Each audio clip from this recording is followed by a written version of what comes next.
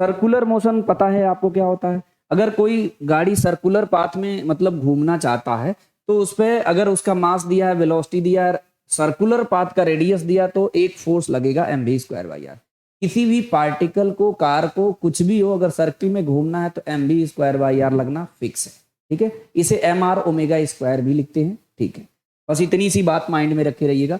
तो मैंने यहाँ प्लेन रोड के लिए बात किया, तो यहाँ पर रोड पे फ्रिक्शन था तो मैंने यहाँ स्टैटिक फ्रिक्शन फोर्स लगाया। एक्चुअल में मैंने बोर्ड पे ऐसे पढ़ा रहा हूँ, रोड तो ऐसे होता है ना, जब कार यहाँ पे होगा तो ये क्या लगेगा, n ऊपर लगेगा, mg नीचे लगेगा, तो n = mg हो जाएगा। तो म्यू एस mg से चेक करते हैं, हम चेक करते हैं क्या कि अगर mv²/r कंडीशन लिखे नो स्कीडिंग का मतलब स्लिप ना करे, mv²r की जो वैल्यू होगी स्टैटिक फ्रिक्शन फोर्स से कम हो सकती है, ज्यादा से ज्यादा उसके बराबर हो सकती है। वहां पे जस्ट स्लिप करने वाला कंडीशन, उसे थोड़ी सी वैल्यू बढ़ा दोगे तो स्लिप कर जाएगा।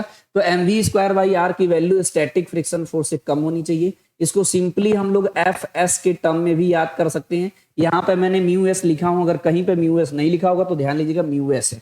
तो v की मैंने सेफ स्पीड निकाला म्यू एस आर जी से। ठीक है, तो ये हमारा सेफ कंडीशन है।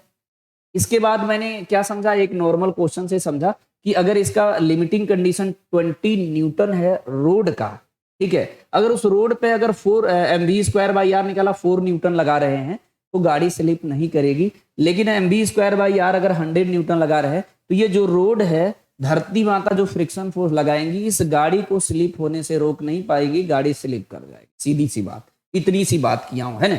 उसके बाद मैंने क्या बात किया, एक नॉर्मल सा क्वेश्चन है सी वर्मा का पेस्ट कर दिया, आर की वैल्यू दिया है, म्यू एस दिया है, सेफ स्पीड पूछा है, maximum safe speed v = mu S R G से मैंने सोल्व कर लिया, 30 आ गया, है ना।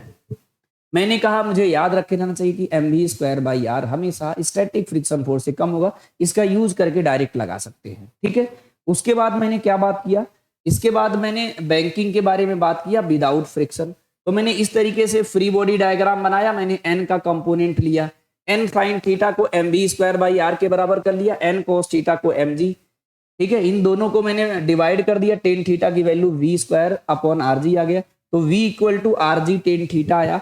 अगर आप बैंकिंग करते हैं तो यहाँ से सेफ स्पीड निकाल सकते हैं, इसमें फ्रिक्शन नहीं है। ठीक है, फिर मैंने यहाँ पे एक क्वेश्चन लगाया सर्कुलर ट्रैक का, इसकी रेडियस दिया था, ठीक है, और सेफ स्पीड दिया था, एंगल पूछा था बैंकिंग का। मेरी बात समझे, तो v²/rg मैंने यूज किया, tan थीटा की वैल्यू 5/12 आ गई, और मैंने कुछ नहीं किया इधर।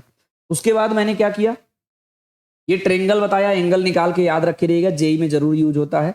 ठीक है, उसके बाद मैंने बैंकिंग विद फ्रिक्शन लिया, लेकिन विदाउट फ्रिक्शन भी मैंने इसे केस फर्स्ट मान के बता दिया।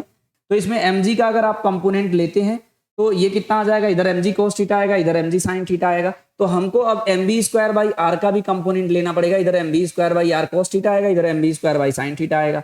इसमें अगर ये दोनों बराबर है तो ये tan थीटा की वैल्यू v²/rg आ जाएगा, v सेफ स्पीड आ गया विदाउट फ्रिक्शन। लेकिन अगर फ्रिक्शन है तो हम इस स्पीड से वैल्यू थोड़ा सा बढ़ा भी सकते हैं। मेरी बात समझे कि नहीं। तो अब मैंने कहा कि अगर इसमें भी केस बना दिया, अगर मैक्सिमम स्पीड से निकालेंगे गाड़ी को रोड पे बैंकिंग पे, तो ये गाड़ी बाहर स्लिप करना चाहेगा तो फ्रिक्शन फोर्स अंदर की ओर लगेगा, तो अंदर की ओर लगेगा। मैंने केस लिख दिया हूं mv²/r cos theta greater than mg sin theta अगर होता है, बाहर वाली वैल्यू अंदर वाली वैल्यू से ज्यादा है, तो ये बाहर सरकना चाहेगा तो फ्रिक्शन फोर्स अंदर लगेगा, क्योंकि यहाँ पे स्टैटिक फ्रिक्शन फोर्स लग रहा है, ये सेल्फ एडजस्टिंग फ्रिक्शन फोर्स होता है, ये अपने आप एडजस्ट कर लेगा, गाड़ी को स्कीड नहीं होने देगा। जितनी भी कंडीशन है ये नो स्कीडिंग के कंडीशंस बता रहा हूं। ठीक है, तो यहां से मैंने डायरेक्ट लगाया f की वैल्यू mv², यहां से देखिए mv²/r cos theta minus mg sin theta की वैल्यू f हो गई। दूसरा कंडीशन, अगर मैंने mg sin थीटा की वैल्यू mv²/r cos थीटा से ज्यादा ले लिया, इसका मतलब ये वाली वैल्यू ज्यादा है तो ये बाहर स्कीड मतलब स्लिप करना चाहेगा। मेरी बात समझे, नहीं सॉरी, ये वाली वैल्यू ज्यादा है तो ये इधर सरकना चाहेगा तो फ्रिक्शन फोर्स बाहर की ओर लग जाएगा। मेरी बात समझे, तो फ्रिक्शन फोर्स बाहर की ओर लग जाएगा तो friction force this friction force plus this equal to this कर सकते हैं डायरेक्टली। एफ की वैल्यू कितनी हो जाएगी, ये वाला ज्यादा है ना, तो इसको घटाएंगे तो नेट फोर्स निकालेंगे mg sin theta minus mv²/r cos theta, तो ये नेट फोर्स आ गया। ये जो नेट फोर्स होगा वो लिमिटिंग फ्रिक्शन फोर्स के बराबर होगा या उससे कम होगा, तो गाड़ी स्किड नहीं करेगी। तो मैं इसे f के बराबर कर दिया, f होता है म्यू इंटू एन। इससे हम चेक करते हैं कि गाड़ी स्लिप करेगी कि नहीं करेगी। ये n की वैल्यू कितना है, mg cos theta mv²/r sine theta N के बराबर है, डायरेक्ट सॉल्व कर लिया। इस केस को मैंने क्या किया हूं, इस केस को मैंने यहाँ पे लिख के एफ की वैल्यू म्यू इंटू एन होती है, एन की वैल्यू रखा यहाँ पर M V square by R, M V मतलब जिधर वी है वी के टर्म को इधर कर लिया, बाकी टर्म को मैंने यहाँ कर लिया। यहां से मैंने वी की वैल्यू सिंपली कैलकुलेट कर लिया। कॉस के टर्म में आ रहा था साइन कॉस के, तो मैंने कॉस थीटा से ऊपर और नीचे दोनों जगह डिवाइड कर दिया। डिवाइड करने के बाद ये हमारा फॉर्मूला आ गया, मैक्सिमम स्पीड का आ गया, safe speed, maximum safe speed का।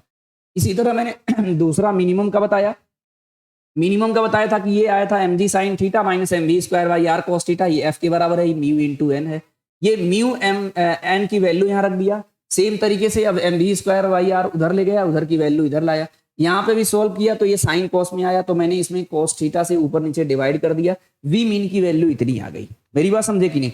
इस तरीके से मैंने ये रेंज लिख दिया कि ये सेफ स्पीड का मैक्सिमम से मिनिमम के बीच में होता है। ठीक है, इस पे मैंने यहाँ देखा नीट में एक क्वेश्चन भी आया था, मैक्सिमम सेफ स्पीड का डायरेक्ट फॉर्मूला पूछा था, यहाँ मैंने टिक कर दिया, आगे बढ़ गया है ना। तो इतनी ही चीजें बस आज डिस्कस किया हूँ।